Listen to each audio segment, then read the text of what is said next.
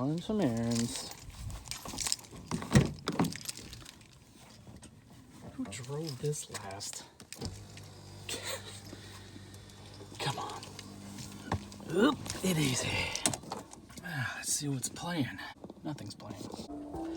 Oh, it's my favorite song. How did not?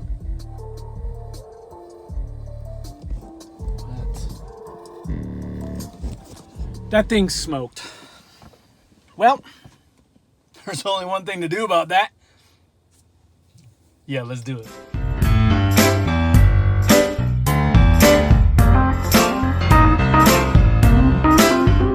Thanks for sticking around. If you saw the intro, you know what we're working on today. Again, it's no detail stuff, it's car audio stuff. That sub is smoked. We don't know who did it, but that gives us a chance to play. So let's check out the replacements. Bam, we're going with the Kicker CompRT, the 8-inch, should fit in there. It's a dual 1 ohm. We're gonna wire it in series for a 2 ohm load on that amp. A little bit of extra wire as we need it, and 1 pound of Poly-Fill. That is gonna go in the box. That is gonna help us trick the sub into thinking it's in a bigger box than it really is. Let's go check out the sub box. There it is again. All right, let's get it out. Let's start taking a closer look. Here she is, guys, in all her blown out glory. The removal of this is actually pretty easy. You got two 18, what is this, 18 millimeter? Yeah, we'll just call it 18 millimeter. You got two 18 mil bolts. Once that's out, enclosure comes out of the pit, we'll call that the underseat pit. Closure comes out. From there, we can unplug it. We can work it on the bench. So let's get this baby out. All right, guys. Bolts are out. This baby should just pop right up.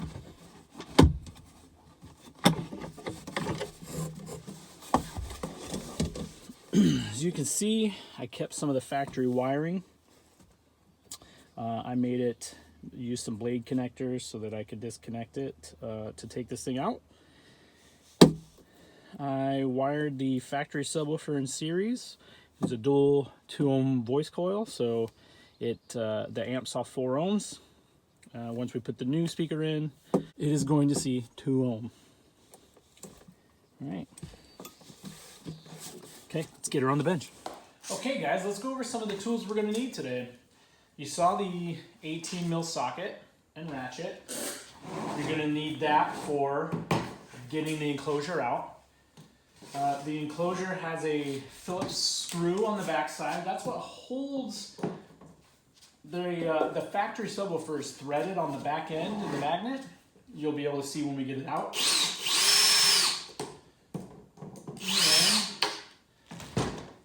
So that releases it from the back of the enclosure. Hold on to that screw because we're going to need it later on. Now that we got the Phillips screw out of the back, the front, as you can see, there's 6 screws. They're a T25. It's a Torx bit, right? So star bit, asterisk bit, whatever you want to call it. That is what is holding this guy in. So let's go ahead and get it out. Okay, this baby should come right out. And since it's factory, it's got a slippery little sucker. It's got the factory plugs.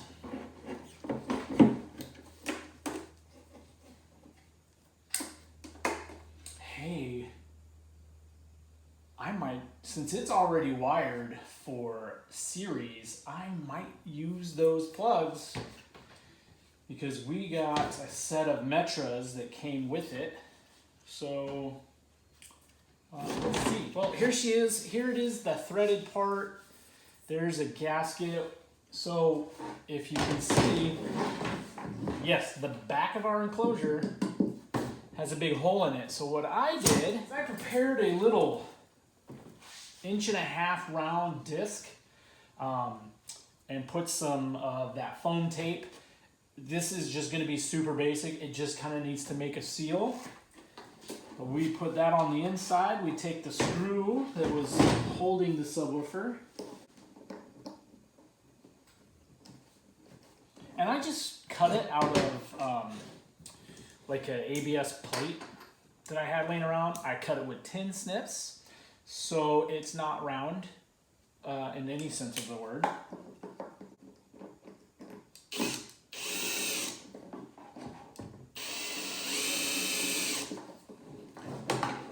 So it's threaded in the part.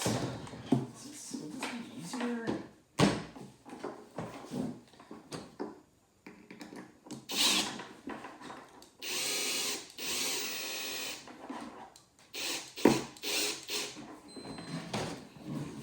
It's just gonna pull it in tight. It doesn't move. It's gonna create its own seal on the back ridge there. And realistically, that should not get in the way of the mounting depth at all. So, let's make sure. So we're gonna test fit this thing. Remember, you wanna test fit this stuff before you get too far. Baby, oh, look at that. She drops right in. And I think I can see places to get some screws mounted in there.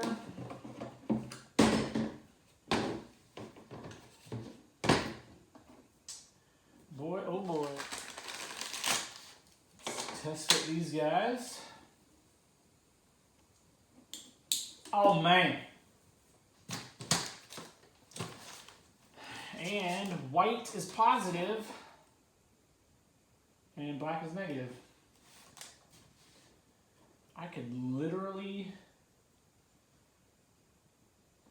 yeah, right? Okay, I've decided for ease of use, we are going to use the plugs, but we are going to modify them a little bit. We're going to cut these leads off, strip them, plug them in here, and that's good to go. Now, at some point I really need to say that I wanted to do this kicker comp or a Rockford, mainly because I've only ever seen anybody put the Pioneer shell mount in this, this contraption here, and I wanted to make sure that I did something a little different. I haven't seen it done, so might as well do it ourselves, right? So I'm gonna wait to modify those. We're gonna move on to the Poly-Fil. Let's get the factory subwoofer out of there. And if you listen, so what I'm doing is I'm actuating the speaker, but it is rubbing that voice coil because she smoked. Someone let all the magic out. So, pretty sure I know who it was. In the Polyfill, basically you just kind of get it in there.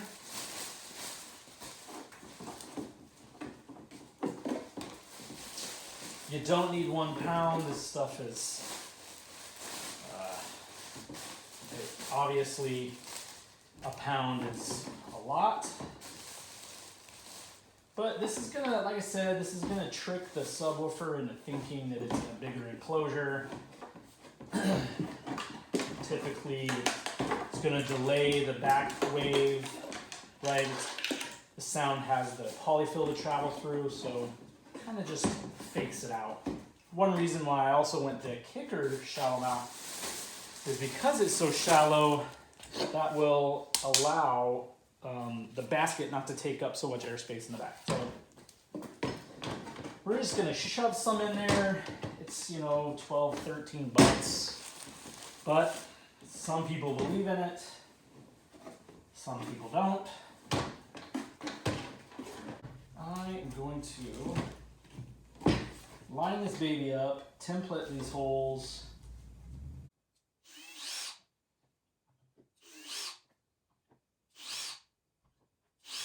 Right, what's the point of that? The point is to mark on there where my pilot holes are gonna go. Okay. Whew. This cutout is a bit bigger than the cutout for this driver, so, all right, just small holes just to get it started. One, of course.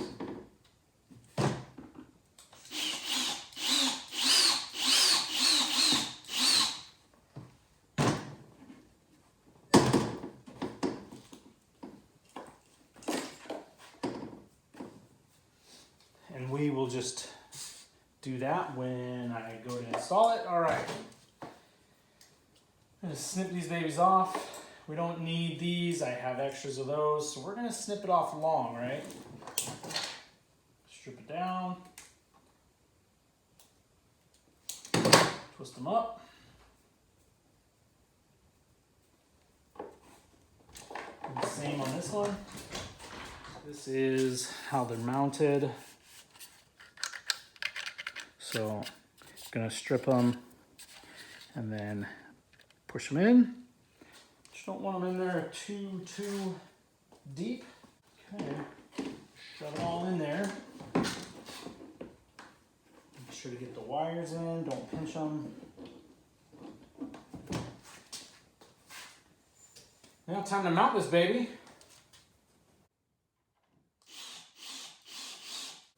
You want to be careful not to slip and hit the surround.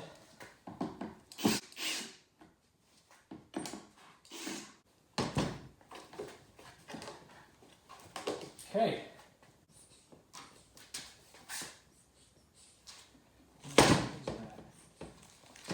Oh. Okay, guys. When I had it mounted, I was actuating the speaker a little bit, listening for leaks. I could tell that since there's multiple holes around there for different subwoofers, I guess, different cars, different packages, I don't know. So what I did is I took some of the foam tape and I covered up the holes, and then the speaker is going to go over the top of that. So it's going to hold the foam tape down. We're going to mount it solid. It's going to be ready to go. Just a little bit of overlap here. And this stuff just tears pretty easily.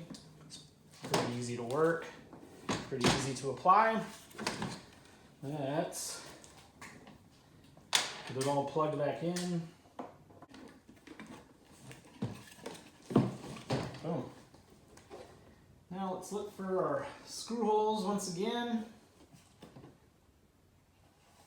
Kind of line it up.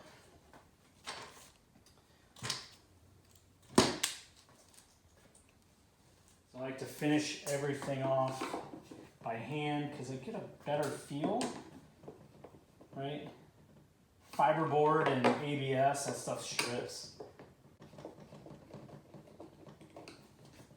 Oh yeah, much better. She's tight. Let's go once around.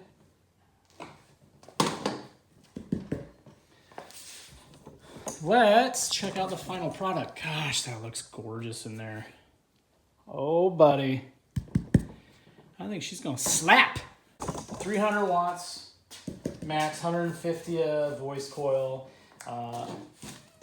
Fortunately, that amplifier is gonna be throwing about 600 at it. So she's gonna have to be turned way down. Let's get this in the truck and let's see if we've got some sound. We're back in the world's busiest neighborhood. So, never know when you might find a, I don't know, UPS guy or a FedEx guy just whipping.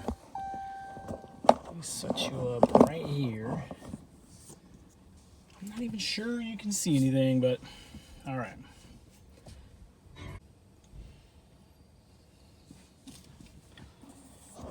I just want to see if it's got anything going on. So we don't even need to listen to anything. I just want to see if it's connected correctly. Hey, I think I figured it out.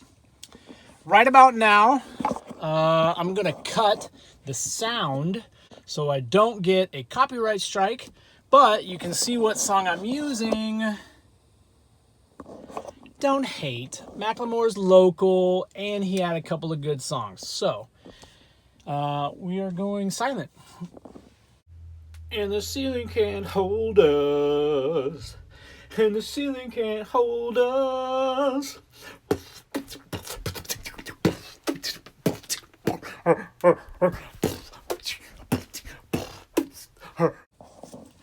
So, for a single H, kind of slaps. I've never had 8s before.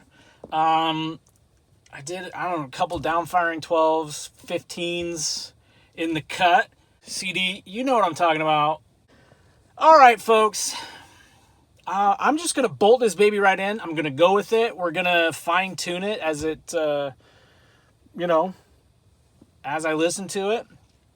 Not too concerned about it, but I'm going to bolt it in. Stay tuned for part 2 where we test it. I tested the dB level before the speaker removal on a 40 hertz test tone. We're going to test it with the new speaker, and we're going to see if the SPL, or sound pressure level, increased at all. I hope it did. All right. Click subscribe, thumbs up, leave a comment. If you wanted an option other than the Pioneer and you own a Ram, buddy, this kicker CompRT will work. So stay tuned again for part 2, and thanks for sticking around.